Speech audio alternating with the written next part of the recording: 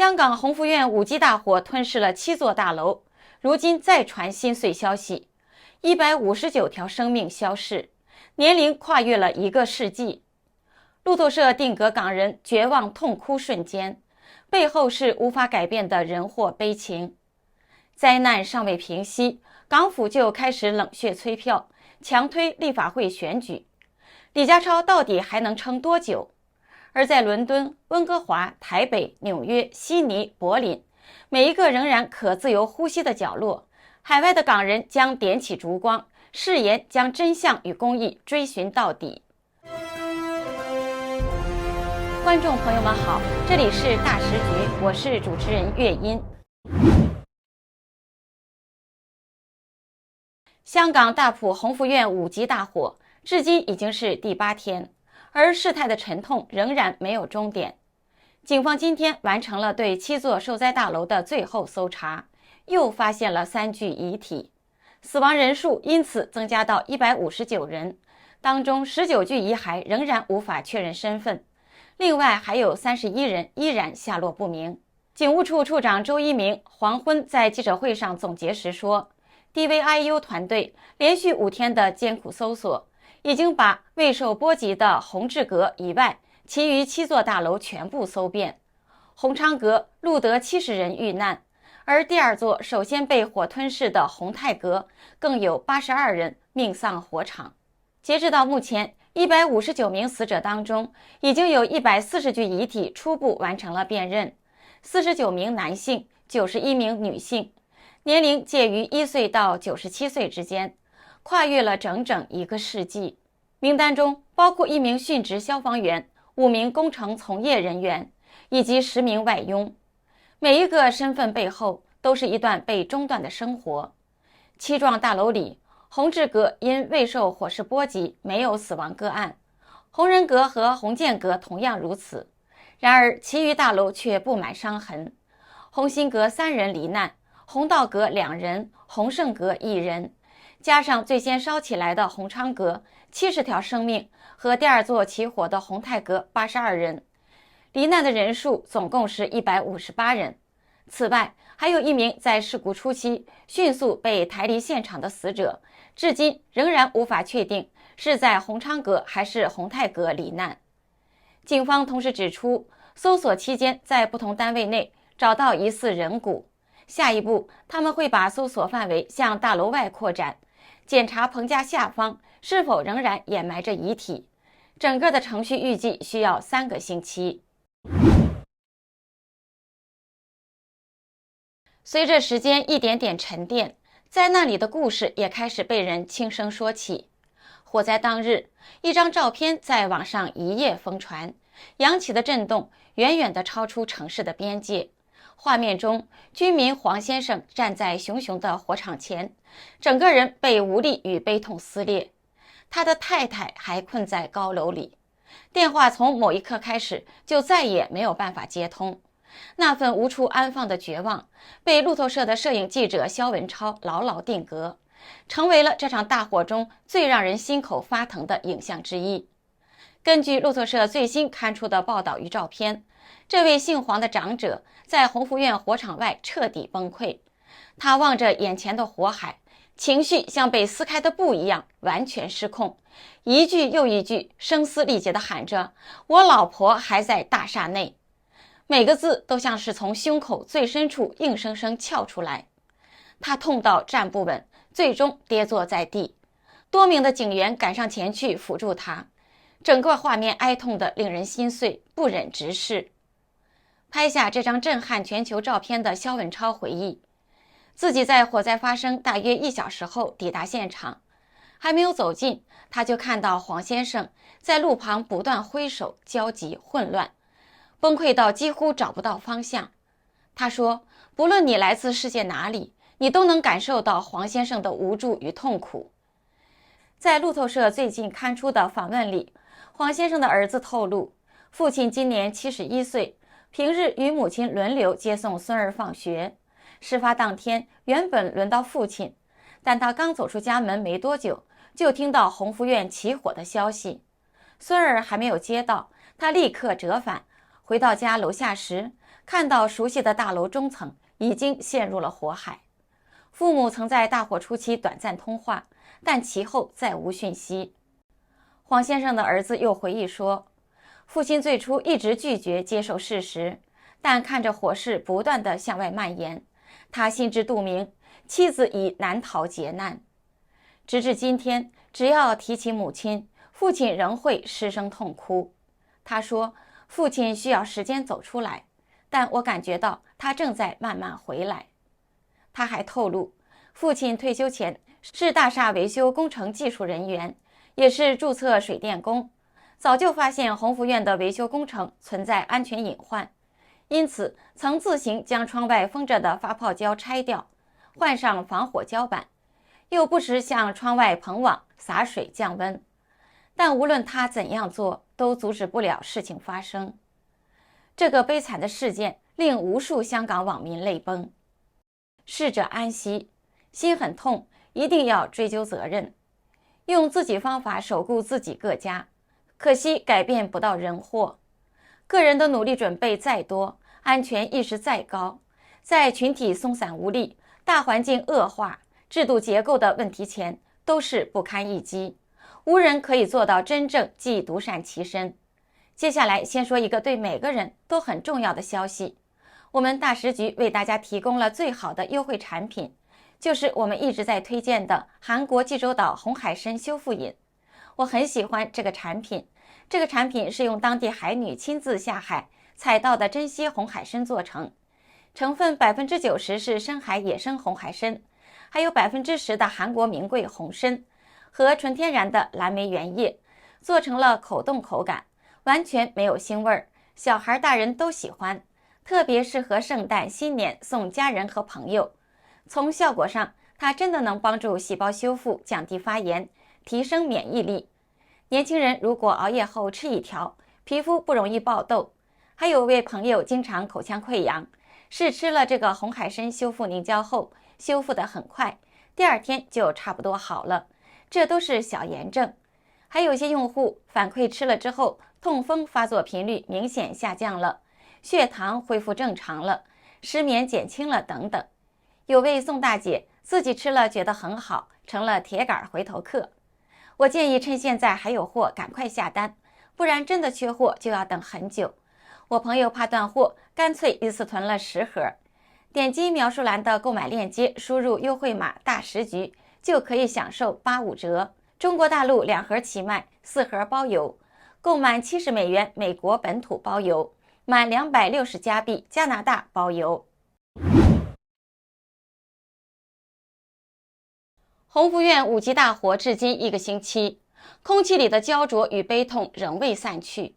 然而，就是在这样的氛围之下，港府仍然表示立法会选举会如期举行，并强调会透过一户一社工通知受灾居民新的投票站安排，更预备交通接送。甚至有消息指，一户一社工不只需要通知居民，还被要求每天至少致电个案2次，而这些联络记录更会由保安局人员监察，以确保有接触。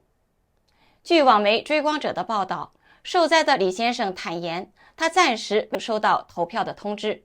但在得知政府硬推选举的决定后，感到难以压抑的愤怒。他说，灾民此刻痛失亲人与家园，暂住何处，基本生活如何保障，都还没有明朗。政府未做出任何有效的回应时，还想拉我们去投票，到底良心何在？李先生继续指出，即使政府提出过渡性房屋的方案，许多家庭仍未安顿，每天都在奔波办手续、处理后事，哪里还有余力思考投票？政府是否真正理解灾民的处境与心情，还是只想确保自己保得住饭碗？另一位在大埔住了超过30年的居民语带激动，他说，自己以往每届都会投票，但现在街坊最在意的是住屋、小朋友上学，以及能否有人为大火、围标、工程等问题负上责任。大家都有创伤后遗症的情况，根本不会思考投票。从小在大埔长大的陈小姐也直言，政府的安排令人难以理解，他说，现在大家都正在帮人重建家园，或者做心灵辅导，但你就不断叫人投票。现阶段迫在眉睫的其实不是投票，或者靠那一票就可以改变一些事。昨天，李家超突然宣布要成立一个独立委员会，去检视鸿福苑火灾事件，摆出了一副回应民意的姿态。可这一招立刻就被外界拆穿，这个独立委员会根本不是法定的独立调查委员会，权力一点都不独立，也拿不到真正的追责能力。连亲政府的选委界立法会议员姜玉欢都说不认同。他直言，这么多人命的伤亡，应该按条例成立真正的独立调查，能传召证人进入现场索取文件，不然就是摆拍。他还提到，早前嘉利大火都能这样调查，这次严重10倍，为什么不用同样有效的机制呢？我本人真的不是很明白。有湘江才子之称的陶杰也在社交媒体上直言，西方文明国家灾难调查委员会必须真正独立，总统、首相、国会都不能干预。真正的独立调查委员会要能召见任何证人，向任何政府部门索取文件，亲自会见生还的住户、建筑公司前后员工、消防员，甚至任何知情市民，任何人掌握的资讯都能主动提供给委员会，照片、影片、情报都能接收。而且所有跟委员会接触的人都必须有安全保障，警方要全力配合，不能被神秘人跟踪恐吓，不能像大厦高空坠楼的于朦胧那样成为无声的牺牲品。委员会更应该24小时巡视现场，必要时可以去山东现场实地查证，不受任何的阻挠。陶杰幽默地表示，以香港现今的政治生态，要成立一个真正独立、能还原真相、追究责任的委员会，可以说是比给一群猪改造基因，令他们长出翅膀飞上天空还要难。前区议员林兆斌在追光者刊文表示，李家超说的独立委员会其实就是一场公关表演，法官主持增加表面合法性，但权力被严格限制在检视审查层面，根本追不到真正的责任。这背后的逻辑很现实，中共强调对香港的全面管制权，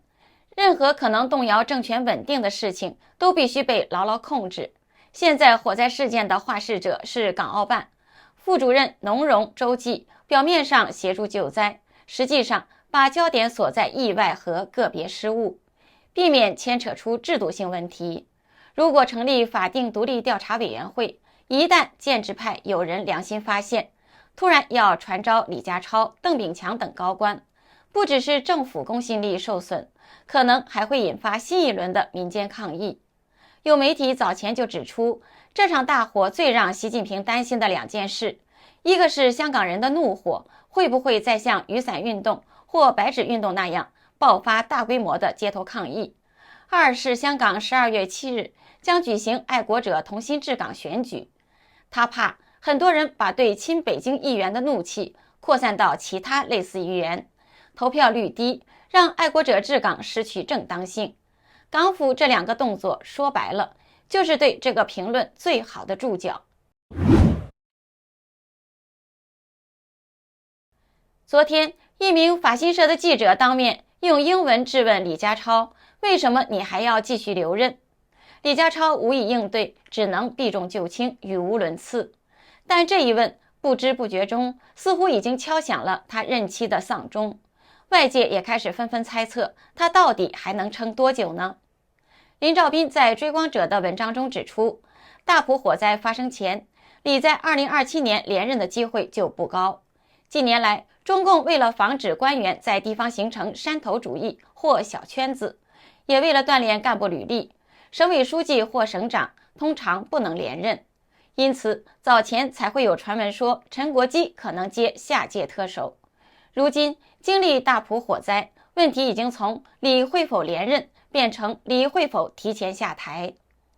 林兆斌指出，网上一直流传中共官场的潜规则，一旦某次事故死亡人数超过35人，地方官员就得被撤职。其实真正的红线可能是30人。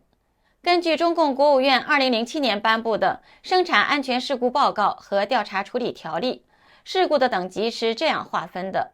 ：3人以下死亡一般事故，3到10人死亡较大事故，10到29人死亡重大事故，30人以上死亡特别重大事故。重大事故由省级政府负责调查，但一旦升级为特别重大事故，国务院就会直接派人下来调查，地方官员完全失去了对调查走向的控制权。而一旦国务院介入了，为了向外界交代，通常会严厉追责，市委书记、市长可能被免职降级，甚至面临刑事责任。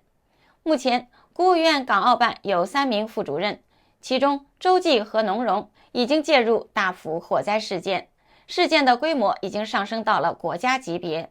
李家超的下场很难再乐观。林兆斌认为，在大埔火灾的阴影下，按照中共一贯的处理逻辑，当善后工作告一段落，李很可能成为替罪羔羊，被抛出来平息民愤，巩固权威。因为在中共的统治框架下，香港特首的去留从来不是个人能力或表现能决定的，而是完全服从于北京更大的维稳大局。香港宏福苑大火燃烧了2天，吞噬了7座大楼，成为香港100年来最惨烈的灾难。这场火让无数海外的港人度过了无数个不眠的夜晚。流亡澳洲的前议员许志峰在脸书上悲伤地写道：“在伤痛中为大埔宏福苑火灾恳切祷告，愿平安与公义降临我城，香港撑住。”香港学者、前香港民意研究所副行政总裁钟建华愤慨指出，制度崩坏是最大的灾难。素有香港民主女神之称的香港众志前副秘书长周庭，在12月3日自己29岁生日的那一天，记录下感慨：大埔是我居住20多年的家，是我成长的地方，也是我最挂念的地方。过去1星期，看着那些令人心如刀割的新闻画面，震惊、悲伤、愤怒与无力不断堆叠。比起泪水，更多的是完全的失语，只是不发一语，静静地看着电脑屏幕。如此美丽的地方，怎么可能发生这样的灾难？他为29岁的生日许下愿望，希望大埔他最心爱的社区可以早日复原，也愿死者安息，伤者康复，所有因一己私利而罔顾生命的人能够得到应有的惩罚。在宏福苑火灾发生的第2天，就有人在香港发起联署，虽然立刻遭到了打压，但是海外的港人迅速接棒。多伦多港人家长会连同全球多个港人组织，立即就发起了网上联署，要求港府彻查真相，问责官员，公开所有物料检测报告，追究围标贪污。短短的数日，截至我们截稿前，签名的人数已经突破了1万。另外，散居在全球的港人，美国、加拿大、英国、澳洲、日本以及台湾，这个周末也将举办集会，悼念在大火中不幸丧生的逾100位死难者。多个主办单位集体呼吁，必须彻查火灾，追究责任，还市民一个公道。同时，他们谴责港府以国安之名滥捕追寻真相的市民，意图灭声。观众朋友们，真相不会被遗忘，在港人心中，追寻公义的声音正像火焰一样在海外燃烧。请在留言区写下你的祝福，让我们一起为港人打气加油。这里是大时局，感谢你的陪伴与思考，请订阅分享并打开小铃铛，和我们一起在动荡中坚守真相，在黑暗中点燃希望。